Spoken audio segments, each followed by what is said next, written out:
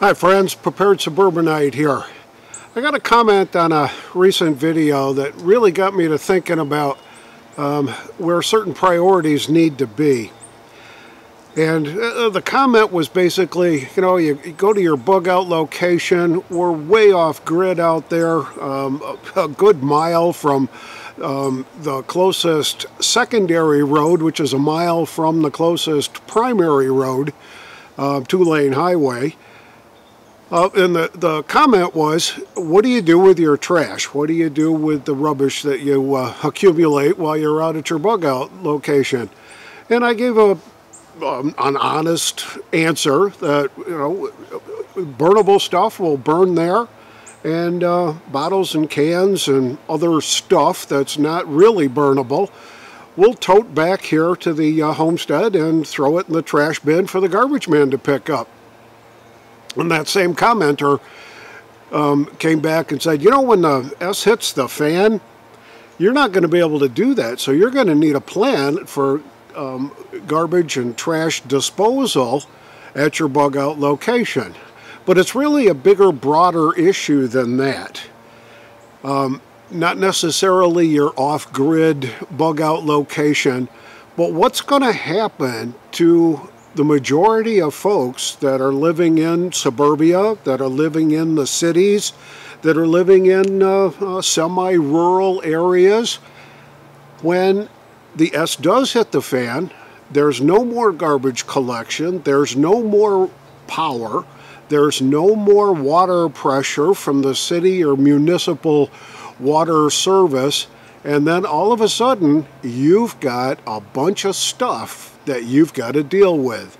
So stick around and let me share some thoughts and some suggestions with you.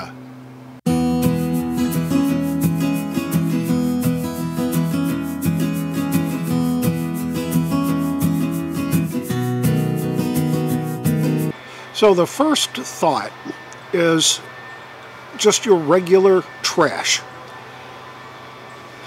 The S has hit the fan. We're living in a post-apocalyptic society right now. There is no garbage pickup. There is no power to your home.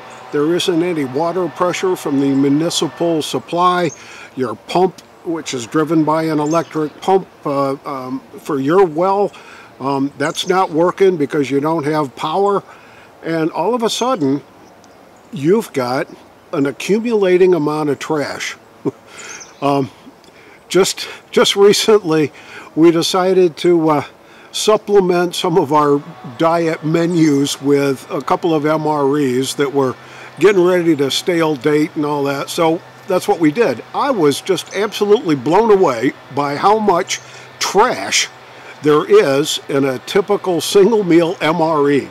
The plastic bag that it comes in, the little cardboard containers that each of the individual components comes in, the plastic forks and knives and spoons, it was just a mess. There was more trash than really I think there was food. So you will accumulate trash. You will accumulate the rubbish, the regular everyday kind of stuff that we go through now. You open a can, you open a bottle. We're so used to just tossing things away that's going to start accumulating. I can remember back in the probably late 60s, early 70s when the New York City sanitation workers went on strike. And the city was absolutely paralyzed in just a few short days with people accumulating trash and rubbish, throwing it out of their homes, out of their buildings, out of their apartments, onto the street curbs, and hoping that sanitation was going to pick it up and haul it away, and they didn't for a long, long time. And there was mountains of trash and garbage getting pretty rank out there, causing potential health problems, drawing in flies and rats and all kinds of other nasty critters that can be bearing diseases and just the nonsense that they bring along with them when the place is filthy. So you've got the same issues to deal with and to plan for at your homestead, wherever you're going to be in a post-apocalyptic kind of an environment. What are you going to do? Well, recycling, I think, comes into play a little bit. In fact, it may be a cornerstone for managing the trash and rubbish that you do accumulate. You're going to have burnables. You're going to have paper products and cardboard and things like that that can be burned, and then you've got to make the decision on whether that's even a good idea in a post-apocalyptic environment, whether you want to burn stuff and let people know that your homestead is being habitated. I don't know. That's going to be a personal decision that you're going to have to come up with, but you can burn it, and that would get rid of quite a lot of the paper, cardboard, and those kinds of things. But you're still going to have glass bottles, tin cans, aluminum cans, you name it, that kind of stuff that just accumulates, that we're so used to just tossing in the trash can and letting the trash pickup folks just come and pick it up. There you go. But nope, can't do that no more. You're going to have to manage it yourself. I can remember back, at least hearing stories about my parents and grandparents living through World War II. They used to take all their cans, and they were basically steel cans at the time. Aluminum really hadn't come into the marketplace all that much, but tin cans and steel cans, they'd cut the tops out, they'd cut the bottoms out, and they'd save the tops, they'd save the bottoms, and they'd flatten the cans. And when the call went out to pick that kind of recycling up, people would take their stuff, all those flattened steel cans and tin cans, to a center, and manufacturers would turn those into army tanks, airplanes, rifles, ammo cases, you name it. They used it for the war effort. Well, I'm not saying that we're going to have a war effort, but that's one way to minimize the volume of the trash that you're going to accumulate. Folks that I know that live in rural areas that do not have municipal trash pickup generally dig a pit far enough away from their house, far enough away from their water supply, far enough away from anything that could cause them personal damage.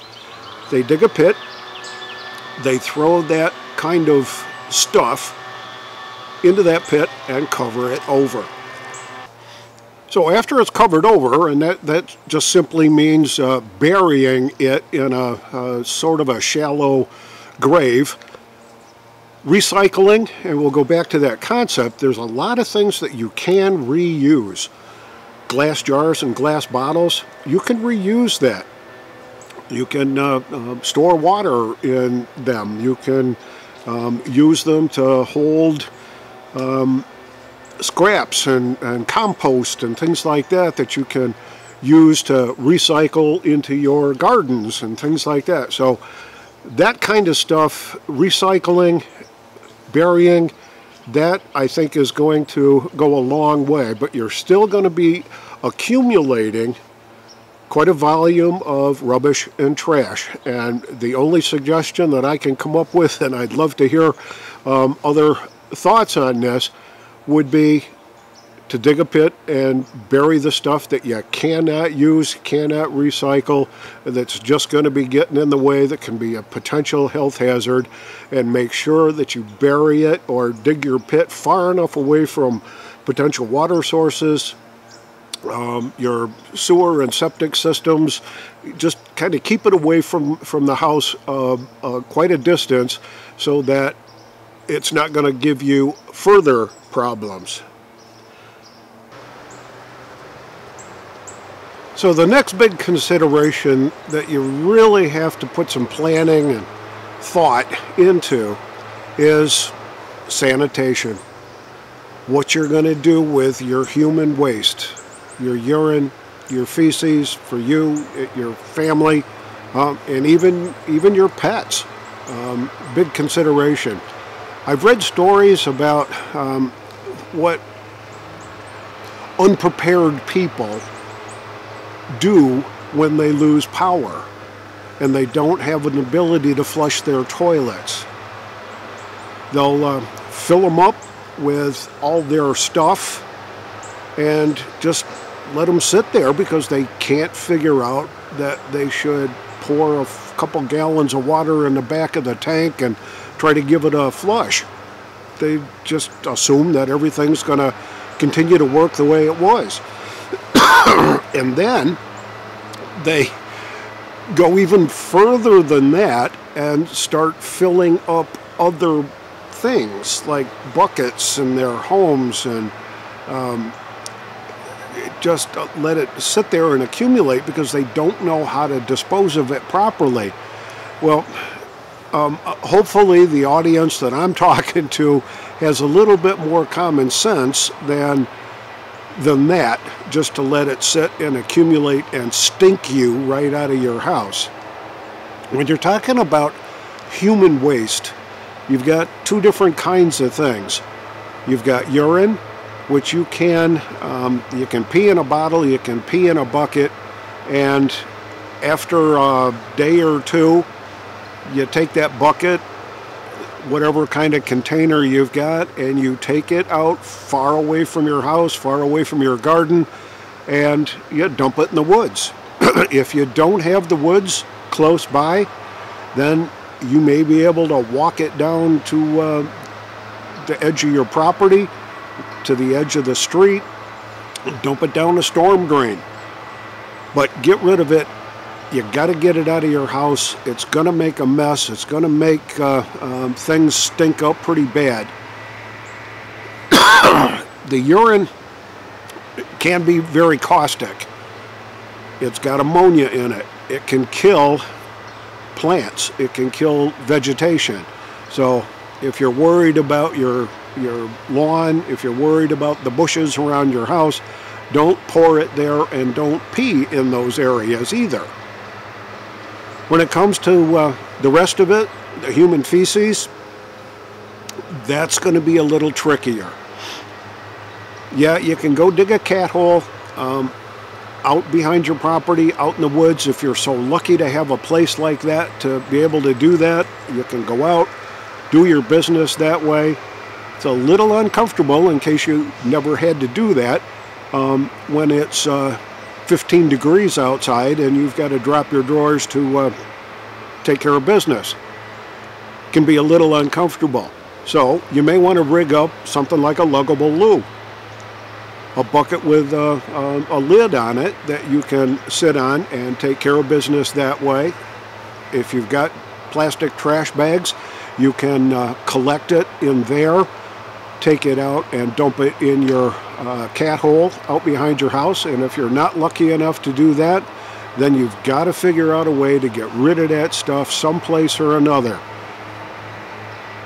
Folks that live in apartment buildings, I'm not exactly sure what to tell you and what you're going to have to be doing, but there has to be a solution for you.